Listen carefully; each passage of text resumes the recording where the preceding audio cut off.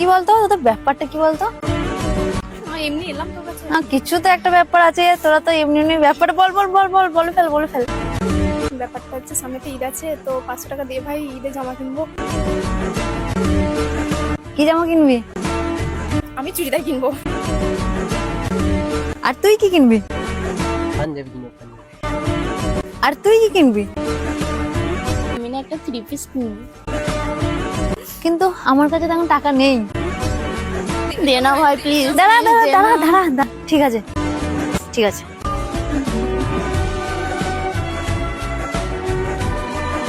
মানে তোর 500 টাকা, তোর পাঞ্জাবির 500 টাকা,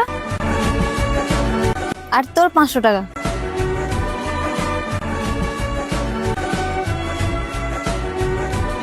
এ দাঁড়া, এনে এটিএম কার্ড, যদি কিছু দরকার পড়ে তাহলে এখান থেকে নিয়ে নিবি।